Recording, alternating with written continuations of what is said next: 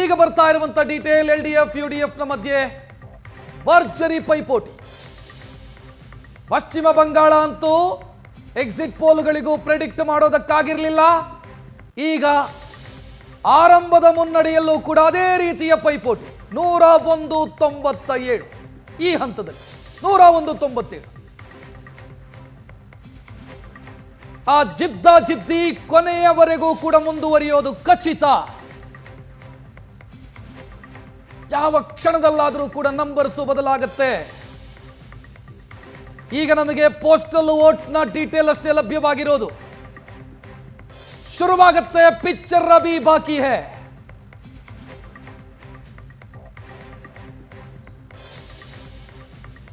ಇದು ಕೇವಲ ಟ್ರೈಲರ್ ಮಾತ್ರ. ಪಿಕ್ಚರ್ ಅಭಿ ಬಾಕಿ ಹೈ. 106-100 ಎರಡು ಪಕ್ಷಗಳ ಮಧ್ಯೆ ಮಾತ್ರ ಹೋರಾಟ ಇರೋದಿಲ್ಲ. ಎರಡು ಪಕ್ಷಗಳ ಮಧ್ಯೆ ಮಾತ್ರ. ಲೆಕ್ಕಕ್ಕುಂಟು ಆಟಕ್ಕಿಲ್ಲ. ಕಾಂಗ್ರೆಸ್ ಮತ್ತು ಸಿಪಿಐಎಂ ಲೆಕ್ಕಕ್ಕೆ ಮಾತ್ರ ಇರೋದು. ಆಟದಲ್ಲಿ ಇದ್ದಂಗೆ ಕಾಣಿಸ್ತಾ ಇಲ್ಲ ಅವರು.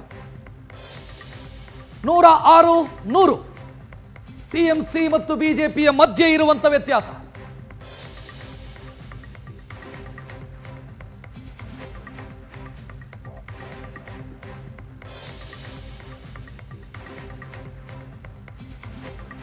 ತಮಿಳುನಾಡಿನ ಪೆರಂಬೂರಲ್ಲಿ ವಿಜಯ್ ಹಿನ್ನಡೆ ಆಗ್ತಿದೆ ವಿಜಯ್ಗೆ ಅಂತ ಈಗ ಸಿಗ್ತಾ ಇರುವಂತ ಅಪ್ಡೇಟ್ ಇದು. ಪೆರಂಬೂರು ಮತ್ತು ತಿರುಚಿ ಈ ಎರಡು ಕ್ಷೇತ್ರದಲ್ಲಿ ಸ್ಪರ್ಧೆ ಮಾಡಿದ್ದಾರೆ. ಪೆರಂಬೂರಲ್ಲಿ ಹಿನ್ನಡೆ ಆಗ್ತಾ ಇದೆ.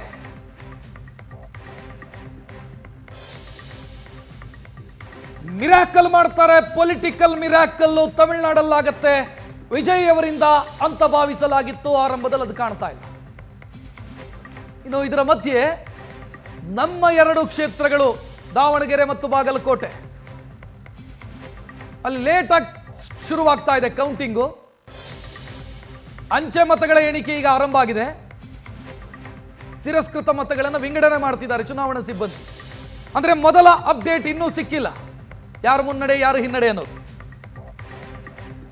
ಅಂಚೆ ಮತಗಳ ಎಣಿಕೆ ಕಾರ್ಯ ತಿರಸ್ಕೃತ ವೋಟ್ಸ್ ಏನಿದಾವೆ ಅದನ್ನು ವಿಂಗಡಣೆ ಮಾಡ್ತಾ ಇದ್ದಾರೆ.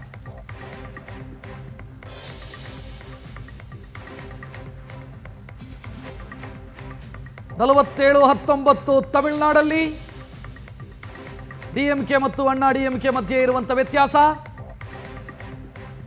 106-100 ಪಶ್ಚಿಮ ಬಂಗಾಳದಲ್ಲಿ ಟಿಎಂಸಿಗೂ ಬಿಜೆಪಿಗೂ ಮಧ್ಯೆ ಇರುವಂತ ವ್ಯತ್ಯಾಸ. 58-50 ಎಲ್ಡಿಎಫ್ ಮತ್ತು ಯುಡಿಎಫ್ ನ ಮಧ್ಯೆ ಇರುವಂತ ಸ್ಪರ್ಧೆ ಅಸ್ಸಾಂನದ್ದು ಮಾತ್ರ ಈ ಹಂತದಲ್ಲಿ ನೋಡಿದ್ರೆ ಒನ್ ಸೈಡ್ ರೀತಿಯಲ್ಲಿದೆ. ಈ ಹಂತದಲ್ಲಿ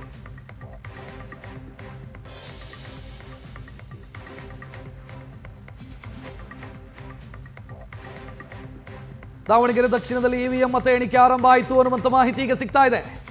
14 ಟೇಬಲ್ಲು 21 ಸುತ್ತು ಮೊದಲ ಸುತ್ತಿನ ಮತ ಎಣಿಕೆ ಕಾರ್ಯ ಆರಂಭ ಆಗಿದೆ. ಅಸ್ಸಾಂ ನೋಡ್ತಾ ಇದ್ದೀರಿ 69.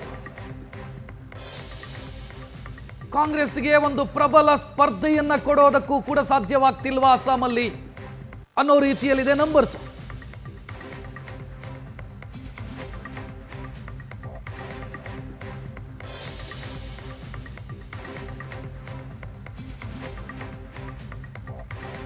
ಪಶ್ಚಿಮ ಬಂಗಾಳ 106-100 ಎರಡು ಪಕ್ಷಗಳ ಮಧ್ಯೆ ಮಾತ್ರ ಪೈಪೋಟಿ. ಒಂದು ಅಪ್ಡೇಟ್ ಸಿಗ್ತಾ ಇದೆ. ಭವಾನಿಪುರದಲ್ಲಿ ಮಮತಾ ಬ್ಯಾನರ್ಜಿ ಹಿನ್ನಡೆಯಾಗಿದೆ ಅನ್ನೋದು. ಸುವೇಂದು ಅಧಿಕಾರಿ ಮುನ್ನಡೆಯನ್ನು ಸಾಧಿಸ್ತಾ ಇದ್ದಾರೆ. ಭವಾನಿಪುರದಲ್ಲೂ ಕೂಡ ಸುವೇಂದು ಅಧಿಕಾರಿ. ನಂದಿಗ್ರಾಮದಲ್ಲೂ ಮುನ್ನಡೆ, ಭವಾನಿಪುರದಲ್ಲೂ ಮುನ್ನಡೆ. ನಂದಿಗ್ರಾಮದಲ್ಲಿ ಸುವೇಂದು ಅಧಿಕಾರಿ. ನಂದಿಗ್ರಾಮದಲ್ಲಿ ಮಮತಾ ಬ್ಯಾನರ್ಜಿ ಸ್ಪರ್ಧೆ ಮಾಡಿದ್ರು. ಕಳೆದ ಬಾರಿ ಸೋತ್ರು. ಅವರ ಪಕ್ಷ ಗೆಲ್ತು, ಅವರು ಸೋತ್ರು. ಕೊನೆಗೆ ಭವಾನಿಪುರದ ಅಭ್ಯರ್ಥಿಯನ್ನು ಗೆದ್ದಿದ್ರು ಟಿಎಂಸಿಯಿಂದ. ಅವರಿಂದ ರಿಸೈನ್ ಮಾಡಿಸಿ ಬೈ ಎಲೆಕ್ಷನ್ ನಲ್ಲಿ ಮಮತಾ ಬ್ಯಾನರ್ಜಿ ಭವಾನಿಪುರದಿಂದ ಗೆದ್ರು. ಈ ಬಾರಿ ಭವಾನಿಪುರದಲ್ಲಿ ಅವರಿಗೆ ಹಿನ್ನಡೆ ಆಗ್ತಾ ಇದೆ.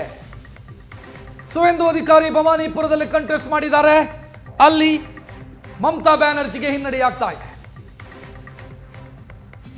ಭಾರಿ ನಿರೀಕ್ಷೆ ಹುಟ್ಟಿಸಿದ್ದಂತ ವಿಜಯ್ ಪೆರಂಬೂರಲ್ಲಿ ಮತ್ತು ತಿರುಚಿಯಲ್ಲಿ ಎರಡೂ ಕಡೆಯೂ ಕೂಡ ಹಿನ್ನಡೆ ಅನುಭವಿಸ್ತಾ ಇದೆ.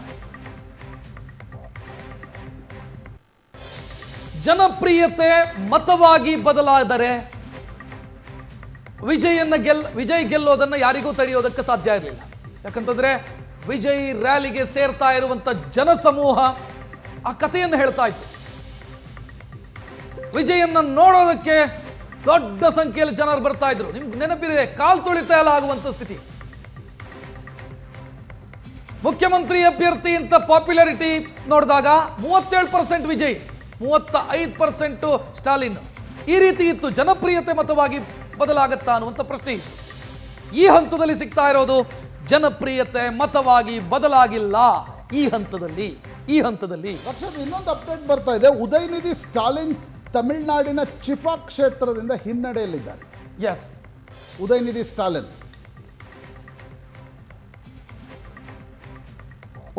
ಸ್ಟಾಲಿನ್ ಅನ್ನ ಮಂತ್ರಿ ಮಾಡಿದ್ರು, ಆ ನಂತರ ಉಪಮುಖ್ಯಮಂತ್ರಿ ಮಾಡಿದ್ರು. ಸಿನಿಮಾದಲ್ಲಿ ನಟಿಸ್ತಾ ಇದ್ದಂತ ಉದಯನಿಧಿ ಸ್ಟಾಲಿನ್ ಕುಟುಂಬದ ಕಾರಣಕ್ಕಾಗಿಯೇ MLA ಆದ್ರು, ಮಂತ್ರಿ ಆದ್ರು, ಉಪಮುಖ್ಯಮಂತ್ರಿಯೂ ಆದ್ರು.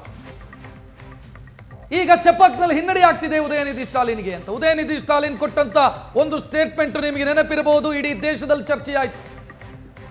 ಸನಾತನವನ್ನ ನಿರ್ಮೂಲನೆ ಮಾಡ್ತೀವಿ ಅಂತ ಒಂದು ಸ್ಟೇಟ್ಮೆಂಟ್ ಕೊಟ್ಟಿದ್ರು. ಅದು ಬೇರೆ ಬೇರೆ ಕಡೆಯಲ್ಲಿ INDA ಮೈತ್ರಿಕೂಟದ ಪಕ್ಷಗಳಿಗೆ ದೊಡ್ಡ ಮಟ್ಟದ ಹೊಡೆತ ಕೊಟ್ಟಂತ ಸ್ಟೇಟ್ಮೆಂಟ್ ಅದು. ಅಂದ್ರೆ ಹಿಂದಿ ಬೆಲ್ಟ್ ಅಲ್ಲಿ ಅಂತ ಉದಯನಿಧಿ ಸ್ಟಾಲಿನ್ ಈಗ ಹಿನ್ನಡೆ ಅನುಭವಿಸ್ತಾ ಇದ್ದಾರೆ ಚಪಾಕ್ನಲ್ಲಿ ಎನ್ನುವಂತ ಮಾಹಿತಿ ಸಿಗ್ತಾ ಇದೆ.